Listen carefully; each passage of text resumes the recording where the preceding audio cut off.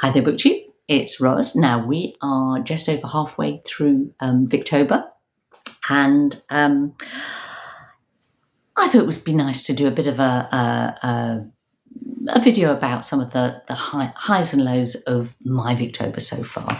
Some of the things that I've read, and also a little flavour perhaps of some of the things that have been coming up in the discussion on the Discord server, which is definitely one of the highlights of Victober for me is the richness of the conversation there.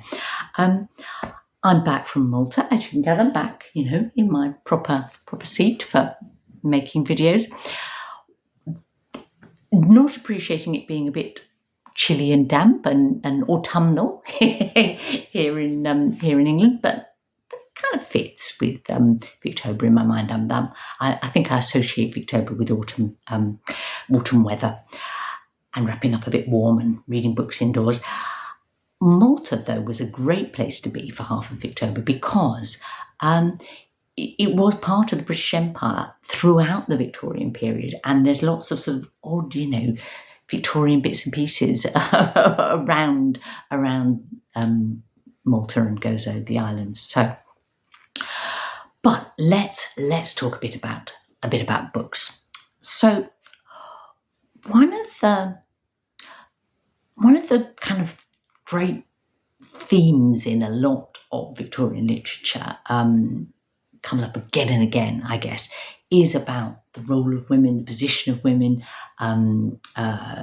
women's education or lack of it, women's options in work, so whether that's the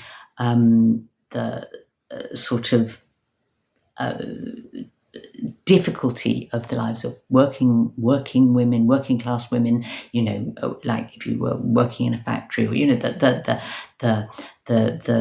the damaging and difficult aspects of that, but also the independence perhaps that it might give you, the lack, the sort of limited, the way options for middle class women were very restricted in terms of work options, and how it was sort of frowned upon for upper class women to have sort of any sort of wish to have, say, a profession, and how they were excluded, and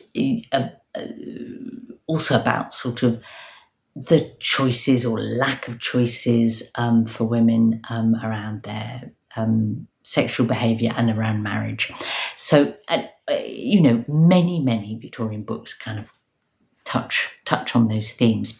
And I read two novels this month that very much sort of pick up on those and have really interesting, strong-willed female main characters, and do different things with those. So one of those was The Hand of Ethelberta, and that's written by a man, Thomas Hardy, and it's one of his less popular novels, and he intended it to have a kind of slightly sort of satirical quality. He was very much looking at those sort of the issues around sort of who you were allowed to marry, and what was considered sort of suitable background, or what did it matter if you married up but your family was would your family be an embarrassment to you if they were not of the same class as your husband, or that sort of thing. And Ethelberta, The Hand of Ethelberta, is she gets a bit more education than a girl of her class generally would. She was obviously very bright and able, and successfully managed to move up to working as a governess, and then she marries the son of the house and is very quickly widowed. But she's changed class through education and marriage. The book is about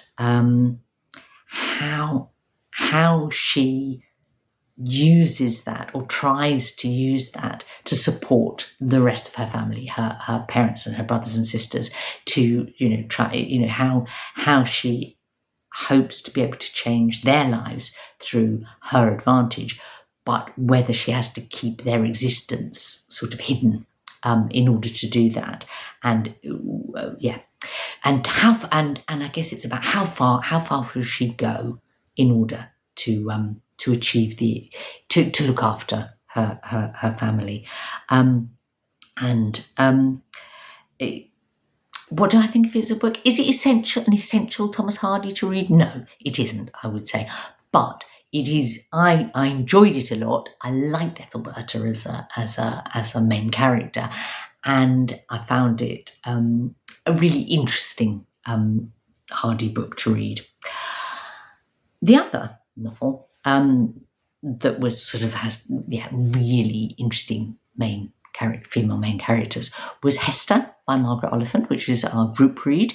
Now, I think when I upload this, the group read schedule will not quite have ended, so I should be a little bit careful about what I say.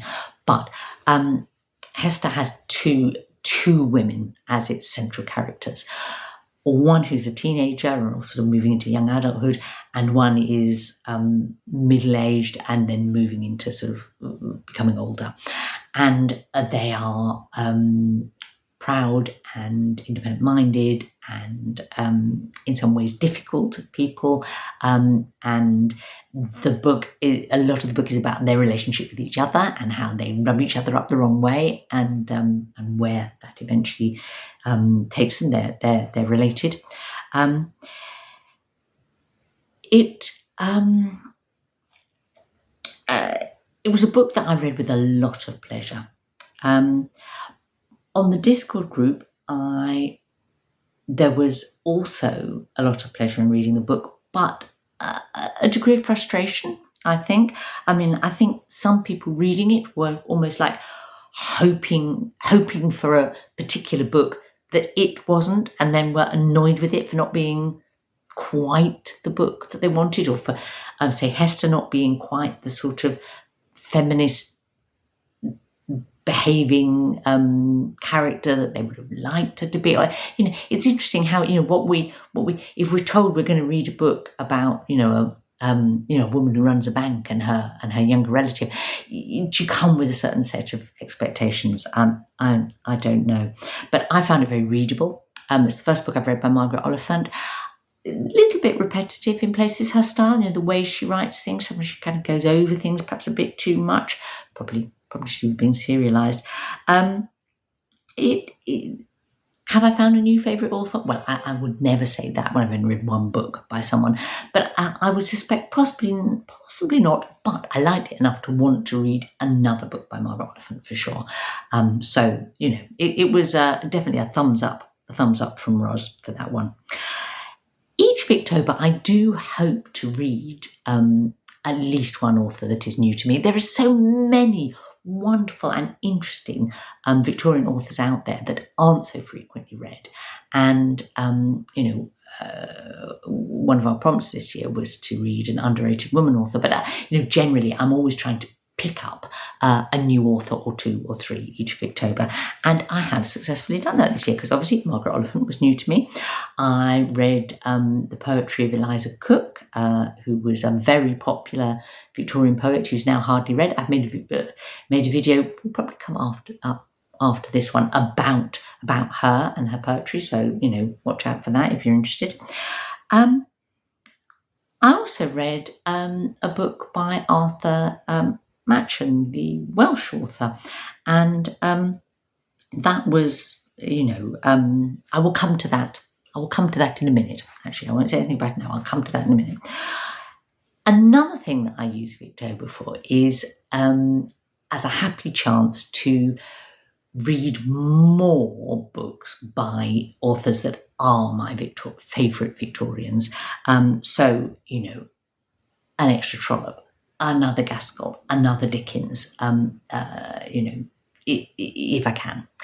And, and there are other writers where now I've read everything by them. So, that's no longer an option, but there, there's plenty of Trollops and Dickens and Gaskells still to come. And, this Victober, I did succeed in doing that. I'm currently reading a new Trollope, which I'm loving, but I won't talk about that now. And I read a novella by Elizabeth Gaskell that I've never read before, Lois the Witch. Now, like Ethelberta and Thomas Hardy, I would say Lois the Witch is not an essential Gaskell to read. But I enjoyed it, and I found it interesting because it's Elizabeth Gaskell trying to write real kind of straight up historical fiction. So it's the story of an English orphan who's caught up in the Salem witch trials in Massachusetts, you can see Gaskell kind of facing the dilemmas of the historical fiction writer. So, how much research should you do? How much of your research should you put into your historical fiction book? How much do you need to explain to your current day audience of readers how things were different then, how the things that you're putting in the book in terms of sort of ideas and values and attitudes in the characters, why those were appropriate to the era that you're setting the book in, and you could see Gaskell sort of juggling those things, and particularly she's wanting to talk about why, and does in quite a kind of a psychologically astute way, why the Salem witch trials happened and why there was that scare, and the sort of almost explaining to her Victorian audience the how that fear about witchcraft and belief in the existence of witches was real, genuine, even though in this case it was also sort of used by people for other reasons, and the sort of mass hysteria sort of involved. So glad to have read it. Another thing I do in Victober is revisit not just authors that I love, but books. There's something wonderful about rereading a book that well, but also I like taking the chance to revisit books that I read a long time ago and have an idea of in my head perhaps which may or may not be fair. And this is a topic that's definitely come up in the Discord group, so people were talking about reading Jane Eyre, and there were people who were reading it for the first time, and I always get a real thrill when I hear of people getting to read a book that I absolutely love, like Middlemarch, say, or Jane Eyre, or A Tale of Two Cities, or whatever it might be, that getting to read it for the first time, and I'm thinking, can I remember how it felt, and how lovely to hear, someone going through that. But also really interesting hearing people revisiting, a book like, say, Wuthering Heights or Jane Eyre, and realising that they feel differently about it second time around or third time around. When I think about Jane Eyre for myself, I know the first time I read it, I was a teenager, and I was just carried along utterly by the emotional content of the story. I was totally sold on Jane Eyre and the plot, and I just loved it. And it was one of the books that made me feel like reading 19th century literature was going to be one of my things. The second time I read it, I think I was quite shocked in a way that by some of the kind of awful elements in the book, by, say, Mr. Rochester's behaviour or any elements of the plot around him. I'm not going to give any spoilers. It was sort of like, wow, how did I not, appreciate this the first time I read it? And just sort of ran with it first time. The third time I read Jane Eyre, changed again, because then I think I was just appreciating Charlotte Bronte's genius as a writer. What a brilliant, clever writer. What psychological depth she brings to that novel. That's sort of, my third time impression of the book. Now, I haven't reread Jane Eyre this Victober, although I'm kind of envying the people that are. But I am rereading a Charlotte Bronte novel. I'm going to I've started rereading Villette, which I last read when I was a teenager, and I will report back in a future video how I find Villette on a second reading. Something that I did reread, though. Oh, I've been forgetting to wave books at you as I went along. Look, I've got Hester here and Hand of Ethelberta. I'm so busy talking, I'm not even thinking about it. Lois the Witch. That was my one of my choices for the colour prompt too. But yeah, a book that I reread was Three Men in a Boat. By Jerome K. Jerome. Did my opinion of it change on a rereading? Yes, I found I hadn't remembered it perfectly. I'd remembered it as just a brilliantly funny book, which it is, without a doubt. I had forgotten about the elements of sort of travel or kind of description. It gets quite sort of flowery in places about, describing places and the river and houses and towns that they pass through on the way. So I'd forgotten that. But the other thing that I'd somehow, not picked up on when I read this as a teenager, back in the 1970s, was how laddish it is as a book. It's three male friends, and it's lovely the way it writes really warmly about their friendship. But, there's a whole load of stuff in it about how awful it is if you have to go boating instead of with your male friends, if you have to go with women in the party, and they're, they're worried about their dresses getting splashed, or, how tiresome that is. I was like, oh my goodness, why did I not notice that, or why did I not remember that? Didn't mean that I didn't love the book. I absolutely loved it. It has some of the most hysterical scenes in British literature. I reread another unbelievably funny thing this Victober, and that's The Importance of Being Earnest by Oscar Wilde. And I have to say that is one book that, or play in this case, that never lets me down. It almost feels funnier every time I revisit it, whether I'm reading it or listening to it or watching it, and I can't recommend it too highly to anyone who hasn't read it. There you go. Now, I read another book with 3 in the title. This one, Three Men in a Boat. This one, The Three Imposters by Machen. As I say, this was another of my new to me authors this Victober. But what a different book this was from this one. Complete contrast. This is horror, I guess. Is the only way to describe it.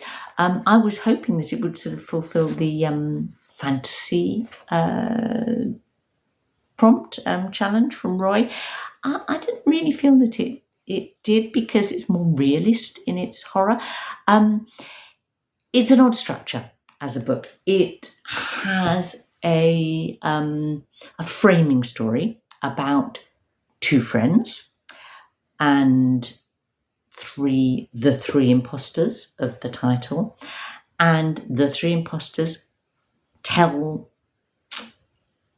stories, that circumstances come that mean that they get to speak to one or the other of these 2 friends and tell them stories, which I suppose quite fantastic, but not in a fantasy sort of way.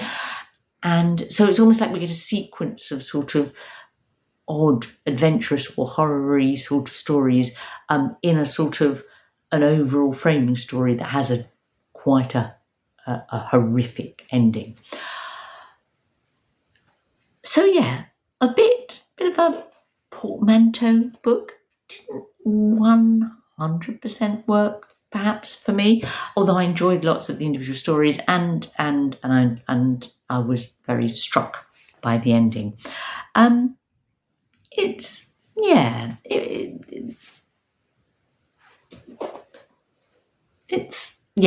Would I suppose, Am I likely to read another book by Arthur Machen? No, I don't think so. Am I glad that I read this one and experienced it? Yes, I am. Yeah, that would sum it up, I think. Well, I think that I should stop there because that's enough to be going on with of Victober loveliness, and I shall save things for future videos. But the one thing that I want to say before I sign off is, I've said how much I enjoy the discussion on the Discord server that's been going on, and I wanted to specifically just voice my enormous appreciation for how the Victober readers there have embraced my challenge about empire spotting, looking for the signs of the British Empire in all their Victorian reading, and that's it's been delightful for me to see people do that and then say, oh, it's given them a different lens to look at, or a different context to think about Victorian writing. By sort of looking for the evidence of the impact of empire on Victorian life, and the impact of Victorian life on the people in the rest of the British Empire. So there you go. Do talk about your Victober in the comments, and I'll be back with another video soon.